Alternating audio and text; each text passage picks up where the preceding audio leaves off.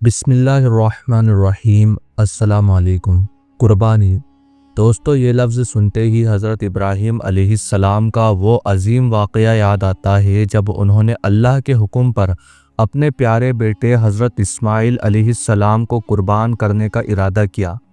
लेकिन क्या आपको पता है कि यहूदी धर्म में भी कुर्बानी का एक लंबा और पुराना इतिहास है, मगर उनका तरीका और उनका मकसद हमारे इस्लाम से बिल्कुल अलग है।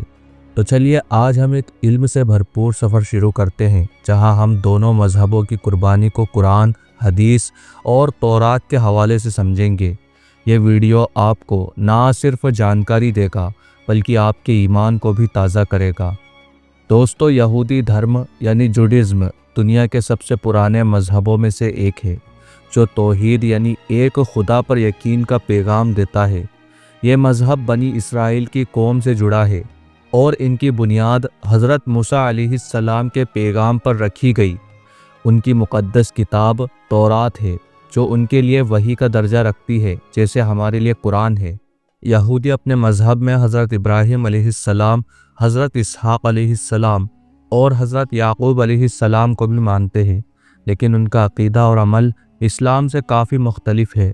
उनकी इबादत का मरकज़ था बैतुल मुक़द्दस यानी टेम्पल ऑफ सोलोमन, जो जेरूसलम में था। यही वो जगह थी जहां उनकी कुर्बानी का निज़ाम चलाया जाता था। लेकिन दोस्तों, आज के दौर में यहूदी कुर्बानी का अमल बंद है। इसके पीछे एक बड़ी वजह है जिसे हम आगे समझेंगे। पहले चलिए देखते हैं कि यहूदी मज़हब में कुर्बानी का निज़ाम कैसा था। दोस्तों, यहूदी मज़हब में कुर्बानी को कुर्बन कहा जाता है, जो हिब्रू लफ्ज़ है और इसका मतलब है अल्लाह के करीब आना। ये एक ऐसी इबादत थी जिससे वो अल्लाह से ताल्लुक़ मजबूत करते थे, लेकिन इसका निज़ाम बिल्कुल मुख्तलिफ था। चलिए इसके कुछ अहम पहलू देखते हैं।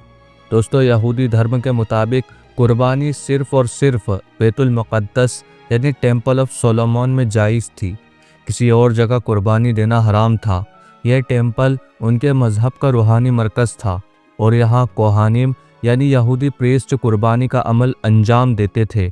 आम यहूदी कुर्बानी नहीं दे सकता था।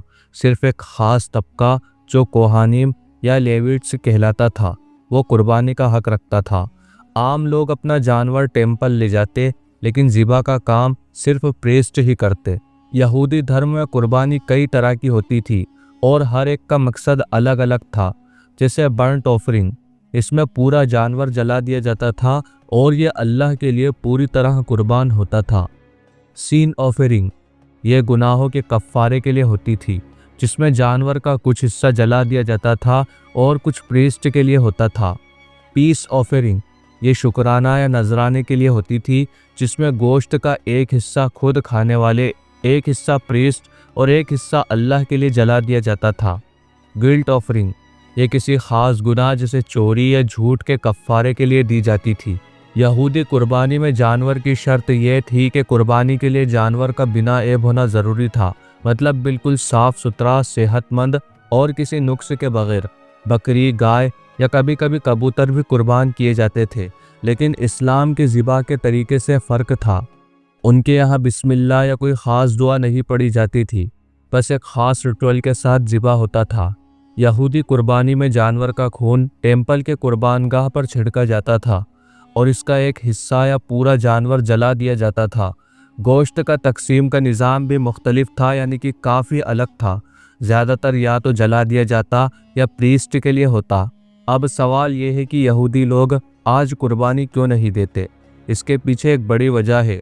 दोस्तों, यहूदी अक़ीदे के मुताबिक कुर्बानी सिर्फ़ और सिर्फ बैतुल मुक़द्दस में दी जा सकती थी, लेकिन 70 ईस्वी में रोमन्स एम्पायर के आने के बाद रोमन्स ने इस टेम्पल को तबाह कर दिया।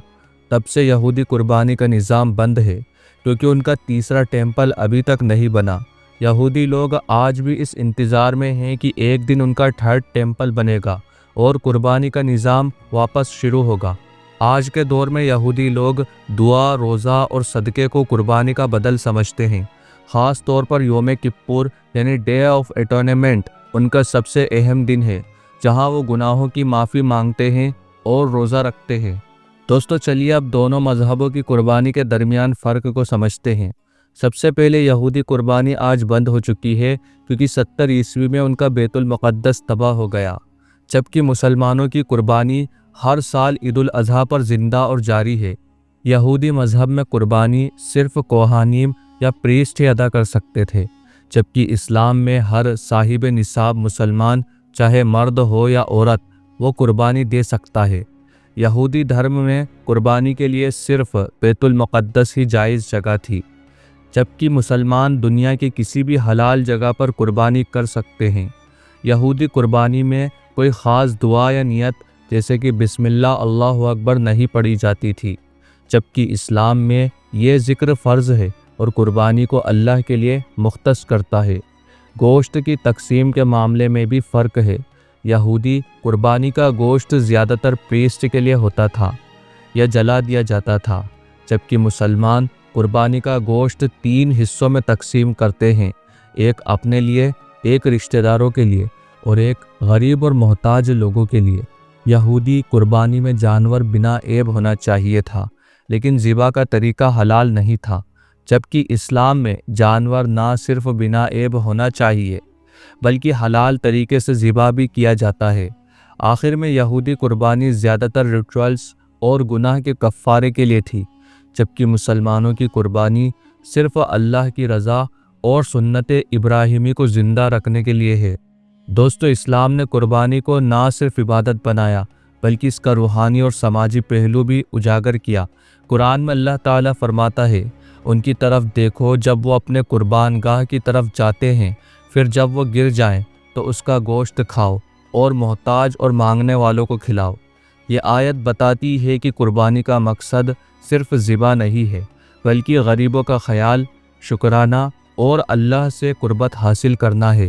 حدیث میں بھی رسول اللہ صلی اللہ علیہ وسلم نے فرمایا، جو شخص قربانی دے اور اس کی نیت میں اخلاص ہو تو وہ اس کے لیے دوزخ سے حفاظت کا ذریعہ بنے گا۔ یہ بتاتا ہے کہ قربانی دل کی گہرائیوں سے اللہ کے لیے ہونی چاہیے۔ دوستو، اسلام کے نظریے سے یہودی قربانی کا نظام بھی اللہ کا حکم تھا جو حضرت موسیٰ علیہ السلام کے وقت میں تھا، لیکن جب حضرت محمد صلی اللہ علیہ وسلم کی نبوت آئی تو اسلام نے قربانی کا نظام مکمل کیا۔ یہودیوں کی قربانی میں بندشیں تھیں، جیسے صرف ٹیمپل میں قربانی یا صرف پریسٹ کا حق، مگر اسلام نے اس عبادت کو ہر مسلمان کے لیے آسان اور دنیا بھر میں ممکن بنایا۔ اسلام میں قربانی کا پیغام ہے تقوی، اخلاص اور غریبوں کا خیال۔ یہ نہ صرف حضرت ابراہیم علیہ السلام کی سنت کو زندہ رکھتا ہے بلکہ ہر مسلمان کو ایک دوسرے کے قریب لاتا ہے۔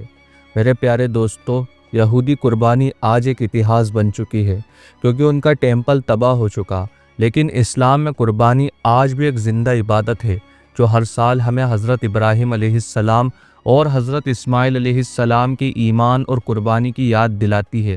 تو اس عید الاضحیٰ پر صرف گوشت کی قربانی نہ کریں، اپنے نفس، اپنی خواہشات اور اپنے دل بھی اللہ کے لیے قربان کریں۔ اپنے غریب بھائیوں کا خیال رکھیں اور اس عبادت کو دل سے ادا کریں۔ یا اللہ ہماری قربانی کو قبول فرما۔ اگر آپ کو یہ ویڈیو پسند آئی ہو تو اسے لائک کریں، اپنے دوستوں اور گھر والوں کے ساتھ شیئر کریں، اور یا اللہ نیٹ ورک کو سبسکرائب کرنا نہ بھولیں۔ اللہ تعالیٰ آپ کا اور ہمارا حامی اور مددگار ہو، آمین۔